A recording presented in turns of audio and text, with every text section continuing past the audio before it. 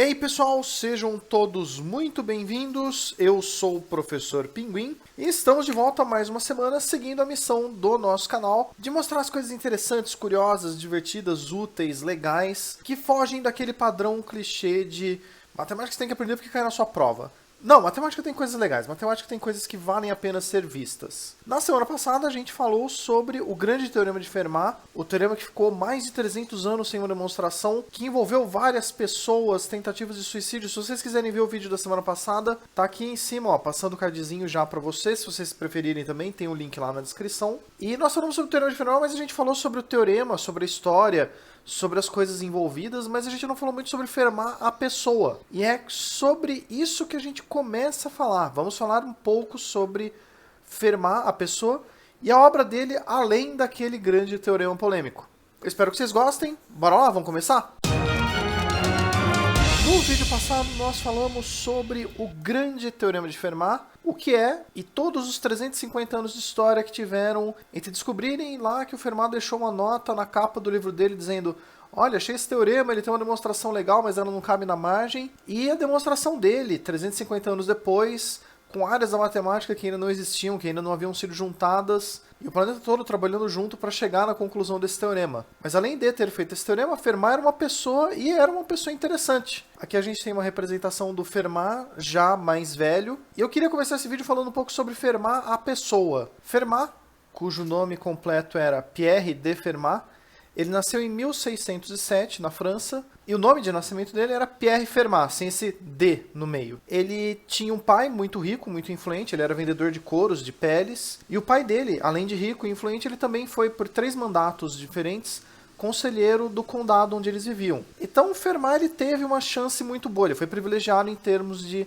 poder receber uma educação boa da família dele, que podia bancar por isso. Em 1623 ele foi para a Universidade de Orleans, onde ele se formou em Direito. Fermat, autor do teorema mais difícil da matemática, era formado em Direito. E só depois de formado que ele começou a desenvolver coisas de matemática, como hobby. Ele não largou o Direito. Direito foi a profissão dele até o fim da vida. Em 1631 ele se tornou membro do Parlamento de Toulouse, e nessa época que ele mudou o nome dele de Pierre Fermat para Pierre de Fermat.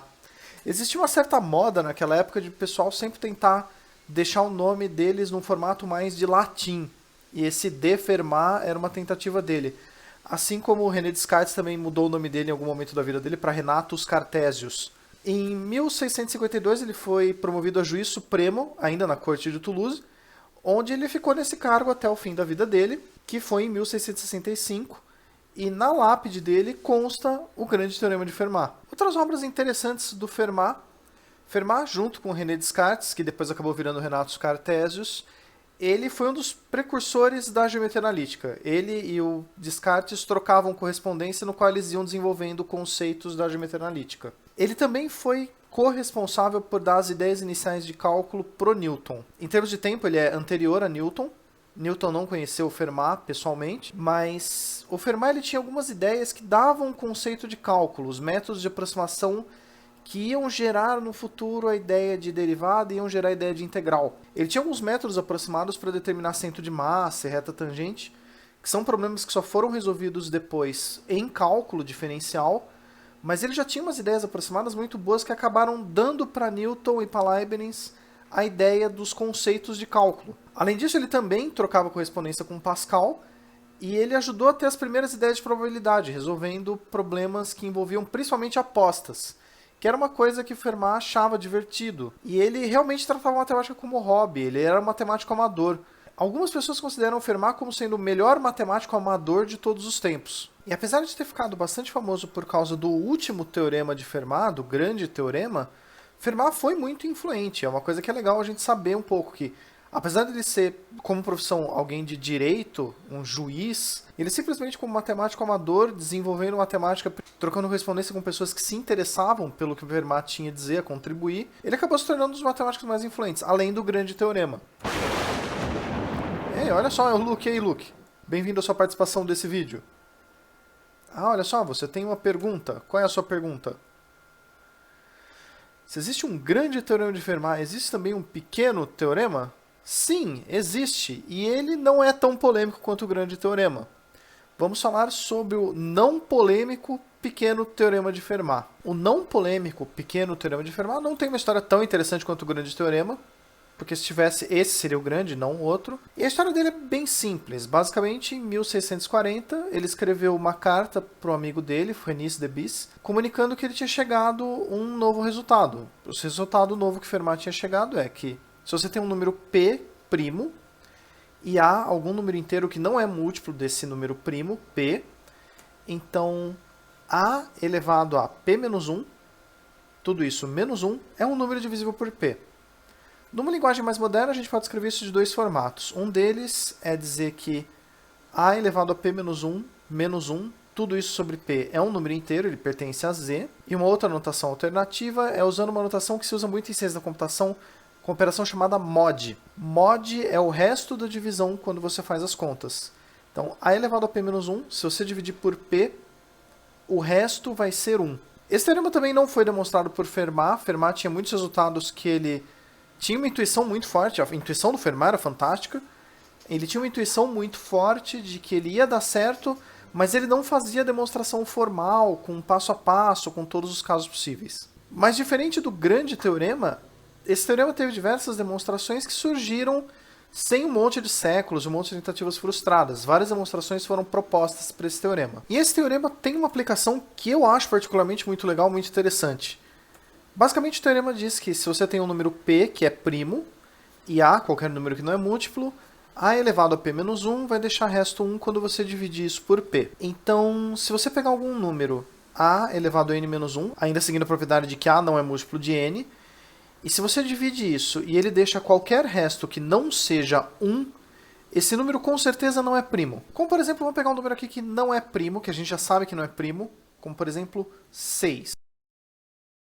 E vou pegar algum número que não é múltiplo para ser a nossa base A, como por exemplo 3. Então, A elevado a P menos 1 vai ser 3 elevado à quinta. 3 elevado à quinta é 243. Quando a gente pega esse número e divide pelo nosso candidato a número primo, que no caso é 6, o resto da divisão é 3. Pelo resto não dar 1, a gente tem certeza que esse número P é um número não primo. O que nesse caso em especial a gente já sabia, a gente pegou um valor já conhecido para fazer o teste. Mas se a gente tem algum número muito grande, na casa de milhões, bilhões, e quer fazer um teste para ver se ele é primo, se a gente fizer esse cálculo com uma base 2 ou 3, que não é muito grande, a gente poderia fazer esse teste e toda vez que o resto não der 1, a gente tem certeza absoluta que o número não é primo. No entanto, esse teorema ele exige um cuidado que a gente precisa ter. Se P é um número primo, então dividindo A elevado a P menos 1 por P, o resto é 1. No entanto, se a divisão de A elevado a algum número n genérico, menos 1, dividido por n, deixar resto 1, não necessariamente esse número é primo. É um cuidado que a gente precisa ter, porque o teste diz que se o número for primo, o resto é 1. Por consequência, se o resto não é 1, o número não é primo. Mas se o resto for 1, o número pode ser primo ou não. Isso acontece muito raramente, mas ainda assim acontece. A gente não consegue cravar com certeza que se o resto é 1, o número é primo. O exemplo com o menor número conhecido em onde isso acontece é se a gente pegar a nossa potência como sendo 341 e a nossa base como sendo 2. Então a gente tenta fazer. Vai ser 2 elevado a 340. E a gente deveria pegar esse número e dividir ele por 341, que é uma coisa que não deve ser feita na mão. Vou fazer isso com o computador. Abri aqui meu bom e velho software para usar como calculadora e vamos calcular quanto vale 2 elevado a 340. Mod é exatamente o resto da divisão e eu vou fazer a divisão por 341 e ver quanto é o resto. Isso aqui, quando ele faz a conta, dá aqui, ó, 1. No entanto, 341 não é um número primo, porque 11 vezes 31 é 341. Então, apesar desse número não ser primo, quando a gente faz esse teste do pequeno teorema de Fermat, ele dá 1.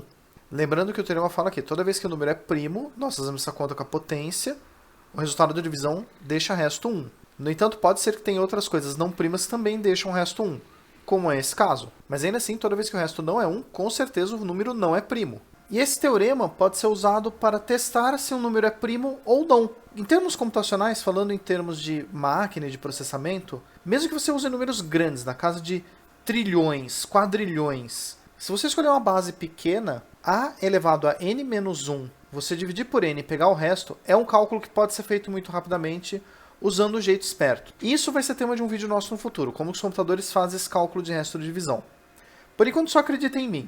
Esse cálculo, em termos computacionais, mesmo que você faça alguma coisa do tipo 2 elevado a algum número na casa dos bilhões, dividir ele por algum número que também está na casa dos bilhões e pegar o resto, é um cálculo que é razoavelmente rápido em termos computacionais. Como esse teste é rápido, a gente pode fazer esse teste para mais de um valor de A. Então nós podemos pegar algumas bases diferentes e fazer o teste para ver se o número é primo ou não. E fazer esse teste para ver se o número é primo ou não com diferentes bases. Se o resultado não for 1 em qualquer uma das bases, esse número n com certeza não vai ser um número primo. E se o resultado der 1 em um número grande de bases, esse número é muito provavelmente um número primo. Para ter ideia de quão confiável é esse teste, digamos que a gente use bases 2, 3 e 5. E aí a gente pega para ver se o número é primo ou não, faz esse número, menos 1 elevado a 2, divide pelo próprio número, vê se o resto é 1 ou não. E se ele der 1 nessas 3 bases, entre 3 e 10 mil só vão ter 4 valores que vão dar como